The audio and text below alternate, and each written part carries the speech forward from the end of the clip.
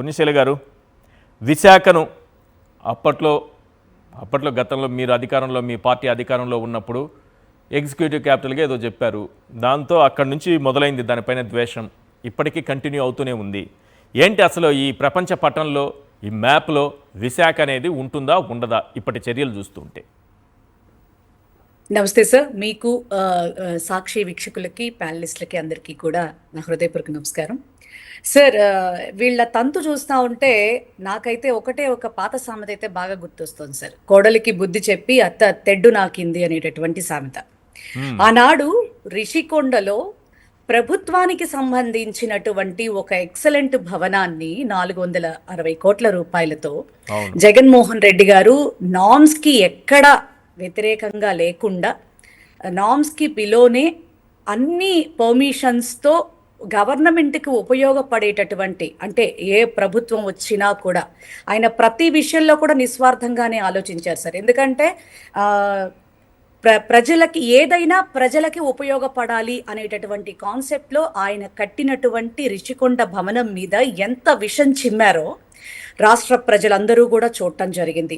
జగన్మోహన్ రెడ్డి గారు సొంతంగా భవనం కట్టుకున్నారు, భారతమ్మ గారి కోసం కట్టారు, అది ఆయన సొంత ఆస్తి అన్నట్టుగా మాట్లాడినటువంటి వీళ్ళు అధికారంలోకి రావడంతోనే మరి ఎక్సలెంట్ జపనీస్ టెక్నాలజీతో కట్టినటువంటి గొప్ప కట్టడంగా చంద్రబాబు నాయుడు గారు పేర్కొంటారు. అలాగే పవన్ కళ్యాణ్ గారు వెళ్ళి మరి సెల్ఫీలు దిగడం అనేది జరుగుతుంది సార్.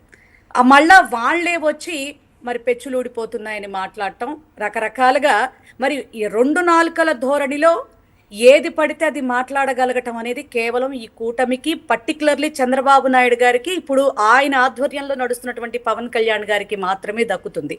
కానీ ఒక విజన్ని ఆలోచించి, ఫ్యూచర్ని ఆలోచించి వైజాగ్, ఎందుకంటే సార్ నేను ఎందుకు చెప్తున్నాను అంటే, ఈ రోజున వీళ్ళు మాట్లాడితే మేము అది తీసుకొచ్చేస్తున్నాం, ఇది తీసుకొచ్చేస్తున్నామని డప్పు కొట్టుకునేటటువంటి చంద్రబాబు నాయుడు గారు కావచ్చు, లోకేష్ గారు కావచ్చు, పవన్ కళ్యాణ్ గారు కావచ్చు, ఎవరైనా కూడా మరి ఏదైనా సరే అమరావతిలో వీళ్ళు ఎందుకు పెట్టట్లేదు అని మాత్రమే నేను అడుగుతా ఉన్నాను సార్. జగన్మోహన్ రెడ్డి గారు ఆనాడు ఫ్యూచర్ ఆలోచించి ప్రతి ఒక్కటి కూడా, అంటే కేవలం ఆ మహానుభావుడు ఆ టైంలో వైజాగ్ని ఎగ్జిక్యూటివ్ క్యాపిటల్ అన్నారు సార్. ఆ క్యాపిటల్ అనే వర్డ్ మాత్రమే ఆయన తగిలించటం అనేది నిజంగా దురదృష్టంగా భావించాల. ఎందుకంటే రాష్ట్ర ప్రజల భవిష్యత్తుని ప్రశ్నార్థకంగా మరి ఈ రోజున మార్చినటువంటి కూటమికి నిజంగా మనస్సాక్షి అనేది లేదని మీరు ప్రకటించగానే సునామీలు విరుచుకుపడేలా సముద్రం ముందుకు వచ్చేసింది, మొత్తం విశాఖను కలుపుకునేస్తోంది, సముద్రంలో ఏవో అగాధాలు ఏర్పడ్డాయి, ఇవన్నీ వెనక్కి వెళ్ళిపోయాయా ఇప్పుడు చంద్రబాబు నాయుడు గారు అధికారంలోకి రాగానే? అన్ని వాళ్ళ అధికారంలోకి రాగానే తప్పు ఒప్పైపోతుంది సార్. మీరన్నట్టుగా సునామీ కాస్త పూల జల్లు, పూల వర్షంగా మారుతుంది సార్. అది మనం అర్థం చేసుకోవాల్సినటువంటి విషయం అన్నమాట. వాళ్ళు ఇప్పుడు ఏంటంటే, ఇప్పుడు నిన్న రామానాయుడు గారి స్పీచ్ ఒకటి నేను విన్నాను సార్. నేను ఈ కేంద్ర మినిస్టర్ గారు, విమాన శాఖ మంత్రి గారు, నిజంగా నాకు ఎంత నవ్వొచ్చిందంటే, వాళ్ళట అసలు రాష్ట్ర వ్యాప్తంగా అభివృద్ధిని కోరుకునేటటువంటి గొప్ప కూటమిలో ఉండటం ఆయన అదృష్టంగా భావిస్తున్నారట. రాష్ట్ర వ్యాప్తంగా అభివృద్ధిని తీసుకురావడంలో నిజంగా చంద్రబాబు నాయుడు గారు, లోకేష్ గారు చేస్తున్నటువంటి కృషి అంతా ఇంతా కాదుట సార్.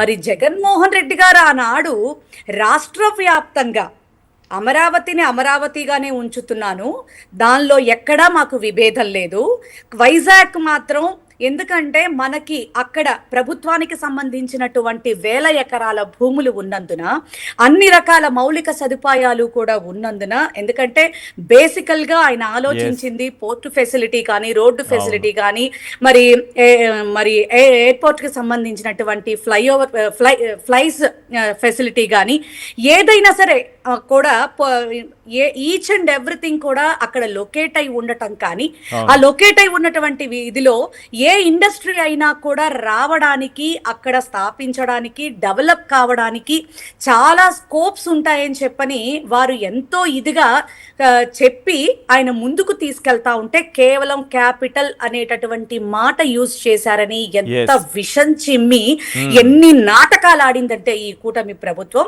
ఈ రోజున పరమ పవిత్రమైనటువంటి సింహ సింహాచల మహాక్షేత్రాన్ని మరి మరి ఇది కదా నిజమైన బోడిగుండు కొట్టేయటం అంటే కొండని. అవును. మ్మ్. ఆనాడు కొంతమేర మాత్రమే, జస్ట్ నాకు తెలిసి సార్ ఒక 2 ఎకరాలు కూడా ఉండుండదు రిషికొండ భవనం అనేది. 1.9 acres సంథింగ్ ఎంతో సార్.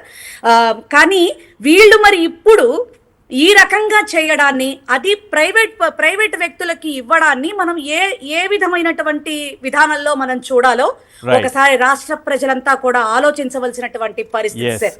ఇంత దారుణంగా బోడిగుండు కొట్టేస్తూ మరి నిత్యం కూడా ప్రైవేటు వ్యక్తులకి ప్రతిదీ ప్రైవేటీకరణ.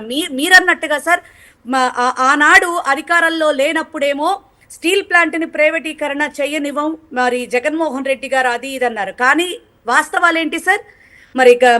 మరి ఎన్డీఏకి సంబంధించినటువంటి సెంట్రల్ గవర్నమెంట్ సంబంధించినటువంటి వ్యక్తే మరి ఓపెన్ గా స్టేట్మెంట్ ఇవ్వటం జరిగింది కదా సార్. ఆనాడు జగన్మోహన్ రెడ్డి గారు కేవలం అసెంబ్లీలో తీర్మానం చేయటం వల్ల మాత్రమే వైజాగ్ స్టీల్ ప్లాంట్ ని ప్రైవేటీకరణ కాకుండా అడ్డుకోవటం జరిగింది. దేశవ్యాప్తంగా చేసేటటువంటి ఈ యొక్క స్టీల్ ప్లాంట్ల ప్రైవేటీకరణలో ఇదొక్కటే ఆగిందంటే కేవలం జగన్మోహన్ రెడ్డి గారి వల్లే అని చెప్పారా, చెప్పలేదా సార్? కానీ ఈ రోజు వీళ్ళు రావడంతోనే ఆ స్టీల్ ప్లాంట్ ని ప్రైవేటీకరణ చేయకుండా ఆపడం వీళ్ళ వల్ల అవుతోందా? లేదు. రైట్. అన్ని ప్రతి ఒక్కటి కూడా సార్ జగన్మోహన్ రెడ్డి గారు చేస్తే తప్పు. మరి ఈ రోజున జగన్మోహన్ రెడ్డి గారు చేసినటువంటి ఆ పని ఈ రోజు వీళ్ళు చేస్తా ఉంటే అద్భుతం, మహా అద్భుతం. రైట్. ఇది ప్రస్తుత పరిస్థితి సార్.